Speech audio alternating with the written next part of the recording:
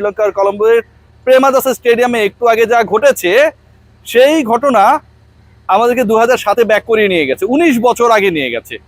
2007 যেই সময়টায় সবশেষ ক্ষমতায় ছিল বাংলাদেশ ন্যাশনালিস্ট পার্টি, এরপর থেকে আসলে একটা বিশাল অপেক্ষা ছিল দলটার। এবং একইভাবে ওই বিএনপির জয়ের সাথে আমার কাছে কেন যেন মনে হয় যে জিম্বাবুয়ের লাস্ট যে অস্ট্রেলিয়ার বিপক্ষে বিশ্বকাপের উইন, সেটা খুব সামঞ্জস্যপূর্ণ যে এরপরে আর তারা অস্ট্রেলিয়াকে হারাতে পারেনি টি-20 ফরম্যাটে। বিএনপি জেতার পরের দিন জিম্বাবুয়ে অস্ট্রেলিয়াকে বিশ্বকাপে আরো একবার, এবং ওই সাতের পরে নেক্সট যেদিন দেখা হলো 19 বছর পরই তাদের টি-20 বিশ্বকাপে দেখা হয়েছে এই দুই দলের, টানা দ্বিতীয়বার হারিয়ে দিল। আজকে যখন দর্শকরা বের হচ্ছিলেন, আমার যারা সহকর্মী রয়েছেন তারা বললেন যে একটা দারুণ সঙ্গীত তৈরি হয়েছে। তারা গান গাইছিল, এ মুজারাবানি এ মারুমানি, এ মুজারাবানি এ মারুমানি, মানে মারুমানি মানে হচ্ছে তাদের ব্যাটার, সে 35 রান করেছে 21 বলে।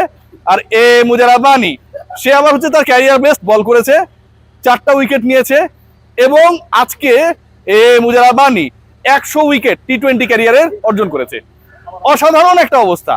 এবং এই যে এ মুজারাবানি এবং এ মারুমানি, যারা এই গানটা গাইছিল তাদেরকে যখন জিজ্ঞেস করা হয়েছে যে তোমরা তো সেকেন্ড রাউন্ডে চলে যাচ্ছ, তাহলে 2 আউট অফ 2, এরপরে যে দুইটা ম্যাচ রয়েছে শ্রীলঙ্কার বিপক্ষে আয়ারল্যান্ডের বিপক্ষে, তোমরা কতটা হোপফুল? তারা রীতিমতো খেপে গেছে যে কিসের 2 আউট অফ 2, আমরা ফাইনাল খেলতে চাই।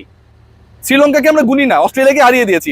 ডেফিনেটলি একটা দল যদি অস্ট্রেলিয়াকে এভাবে হেসে খেলে হারায়, 20 ওভারও খেলতে দিল না, মুজারাবানি 17 রানে 4 উইকেট নিল, মারুমানি এবং অন্য ক্রিকেটাররা ব্যাট হাতে জ্বলে উঠলো, এবং শেষ পর্যন্ত 23 রানের মানে অনেক বড় উইন এটা বলতে পারি। টি-20 ফরম্যাটে আপনি 146-এর মধ্যে অস্ট্রেলিয়াকে আটকে ফেললেন।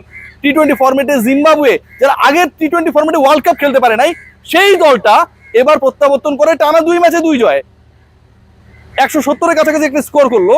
সেই দল যদি বলে যে আমি শ্রীলঙ্কাকে পাত্তা দেব না, আয়ারল্যান্ডকে গুনার আমার টাইম নাই, তাহলে ডেফিনেটলি ভাই আপনাকে এটাকে মেনে নিতে হবে।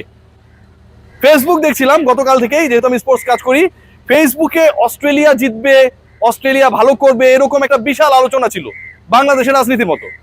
কিন্তু পরে যেটা দেখা গেল যে আসলে মাঠে নেমে অস্ট্রেলিয়া পারলো না, মাঠে নেমে জিম্বাবুয়ে অস্ট্রেলিয়াকে শুইয়ে দিল আরো একবার। কবেকার ঘটনা? 2007-এর ঘটনা।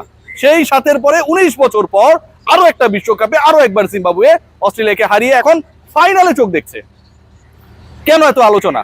কারণ আলোচনা হচ্ছে যে গতকাল আমি লিলি হুইপসিয়া বডি ওয়াশ দিয়েছিলাম, এখনো ময়েশ্চার ধরে রেখেছে বডির মধ্যে, কিন্তু বাংলাদেশ যে নেই, ময়েশ্চারের মতো করেই এই ময়েশ্চার যেমন ধরে রাখা হয়েছে, বাংলাদেশ যে নেই সেই কষ্টটাও এখন পর্যন্ত হৃদয়ের মধ্যে রেখে দিয়েছি ভাই।